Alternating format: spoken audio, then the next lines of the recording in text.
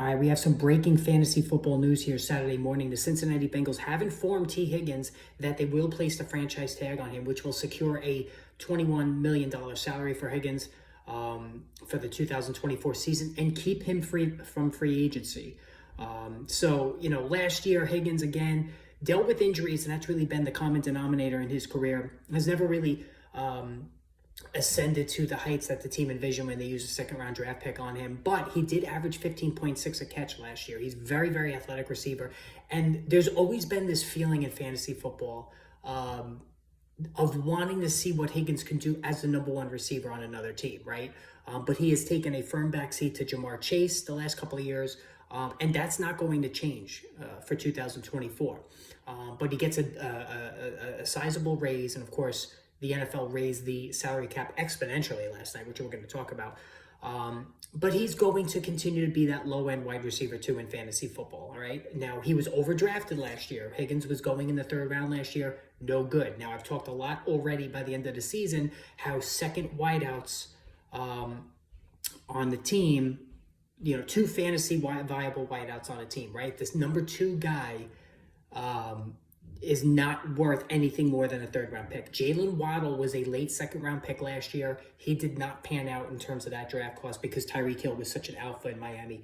Devontae Smith, third-round pick, he did not pan out at that ADP because of A.J. Brown's exploits as a number one guy. And same thing with T. Higgins as a third-round pick for the Bengals. So I think after the third round, you could start looking at Higgins. Now, for me, I'm fading him.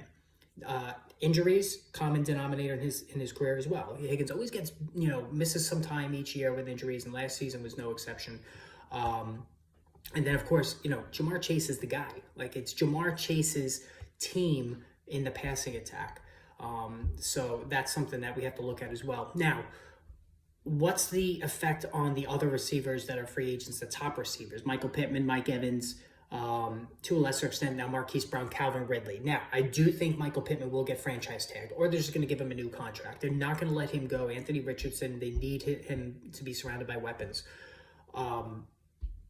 Mike Evans is a more tricky situation. Calvin Ridley is certainly going to be hitting the open market after he disappointed the Jags last season. I don't think he's going back to Jacksonville. So if you're, the New York Jets who are looking for that second wide receiver, Mike Evans and Calvin Ridley will be in play. As a matter of fact, I think Ridley would be an excellent guy to pair with Garrett Wilson because Wilson could be the number one, and Ridley, did he lose a step last year? I don't know. Maybe it looked like he did. His advanced metrics were glowing. Remember, I was as committed to him as anybody in the fantasy industry last year, and he kind of let everybody down. But again, Trevor Lawrence did not play well. He missed him a lot. He had a ton of red zone looks. They just couldn't connect, so the chemistry wasn't there. I'm not sure I'm going to blame all of that on Calvin Ridley.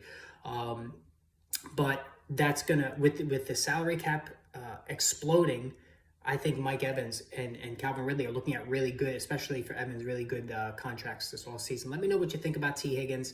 For me, this move, not good for his fantasy value. That's the common take that's going to be elicited by this move. So let me know what you guys think. More videos on the way. Lots of stuff coming. The Combine this week. Hit that subscribe button. We will chat soon.